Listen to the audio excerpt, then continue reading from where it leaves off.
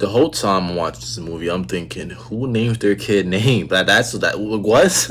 What's happening back on channel once again? If you don't know, hi, I'm Eli Valentine. On this channel, we cover all things horror movies, yapping about horror. So that's your thing, definitely sub up. Today, we're talking about the very hyped up, anticipated Leviticus here. A movie that has gained a lot of traction recently. A movie I was definitely looking forward to. So today, we're talking spoilers and non-spoilers, of course. Spoilers later on down the line in this video. But if you don't know, the plot goes as follows. It follows two teenage boys named Ryan and Name who fall in love in a religious, conservative town. After their secret romance is discovered, they are subject to a traumatic conversion therapy ritual that summons a violent supernatural entity capable of taking the form of the person they desire the most, each other. Immediately, it's been the comparisons to It Follows, which I love It Follows, and I can see why it got those comparisons, but these two movies definitely differ in their own ways. The atmosphere in this movie, I think, what was great here is this constant feeling of like dread throughout this movie. You know, the small conservative town of a small Australian town here, the religious pressure throughout this movie here, the church. I definitely wish this movie definitely had a longer runtime though, because I feel like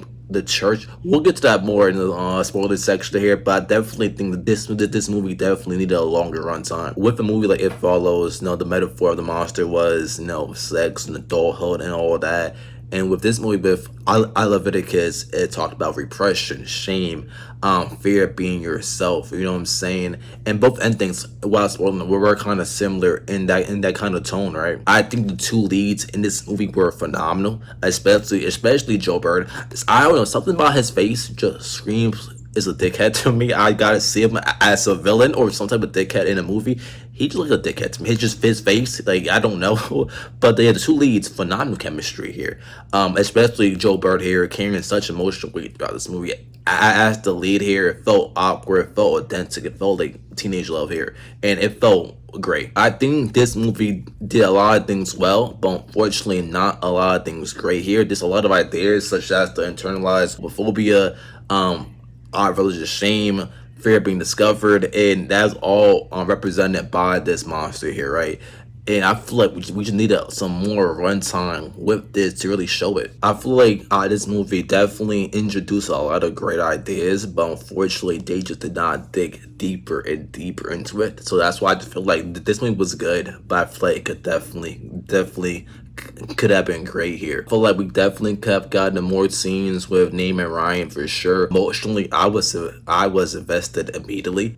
I feel like I could have been even more invested. And part of the reason why I was so invested was because of the two leads and not per se the writing. The leads were so great at their chemistry here that I was so invested in them from the start. And some of the scenes, while spoiling here, where the concept is the monster is someone that you love the most and everything, right? And it looks exactly like them, and you can't tell if that's the real them or the monster version of them, right? Some of the scenes here, for example, the school scene when he goes, great stuff there. But I feel like with the runtime, it felt like it was happening a little bit too much for me. It wasn't spread out enough, if that makes sense. But the scenes that we did get, especially the one where they're in the school, and then Ryan, I guess, him a look, but Name ain't sure is that him or not. He don't think so. And then Ryan comes just bloody up, amazing, good stuff.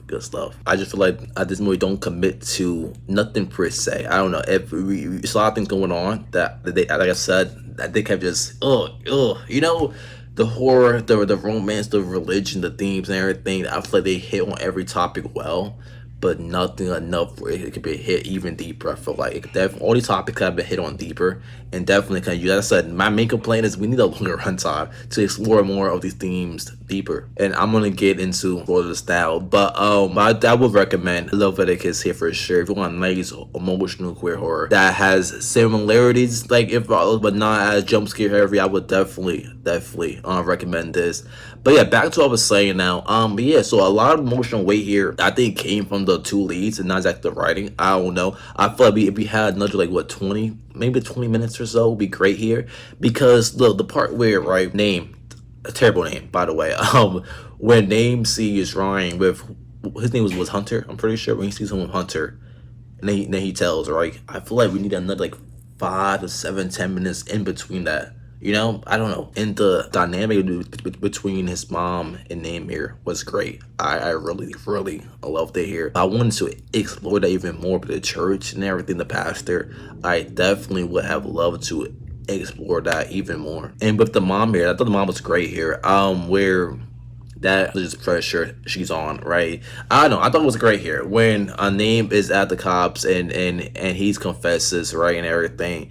And then when the officer, what's the officer? What was the whatever? Was it the officer? Or was that a nurse? I know it's the officer, I think, right? Anyways, when the officer, you know what I'm talking about if you see it. The officer part, right, where the officer telling Name's mom what happened and everything, and then just look up a trail in Name's face. You can kind of say great stuff there as well. This ending, for me personally, I feel like it just ended a little bit abruptly for me. I don't know, but I would say this though. I would say this though. You know, at the end where they're on a bus and everything, and we do see the monster version of Ryan in the back and everything. I took that as there's always going to be people that's hating and that's they trying to stop you. But as long as y'all got each other, y'all are good. You know what I'm saying? No matter what happens, homophobia will always be around. And that final scene is shot. Oh my god. Oh my god. Oh my god. Oh my. With that little headphone in. Oh man. And that Frank Ocean's playing self control starts. Head on the shoulder. Man, one of my favorite shots probably of the whole year, man. I was not expecting Frank Ocean watching that at 12 in the morning. At the theater, absolutely not, but it was amazing to me. I thought that was such a beautiful shot. Like I said, the best takeaway from this movie for me personally is that the two leads were easily the best part. Definitely had phenomenal chemistry. Such a good movie. Could be better, absolutely. Like I said, my main takeaway is nothing negative. I just feel like a lot of the themes in this movie could have been hidden on a deeper level. I think it could be from good to great. Unfortunately, it did not. And yeah, man, I'm looking forward to what y'all got to say about this movie on my Instagram. Follow the Instagram. By the way, we somehow have hit over 600 followers over there already. Multiple videos I've done over 1 million somehow in my first month on the channel, so I do appreciate y'all for that. Follow the Instagram, follow the TikTok, link is down below, I'm pretty sure, and everything. But yeah, man, what a month, well, past 2 months actually for horror. What a great year for horror, actually. This is definitely a strong addition to 2026 horror and to queer horror as well. That'll be probably my favorite. And yeah, man, W leads and until next time, we're out of here. He who. Down on myself, hope you're doing well. I've been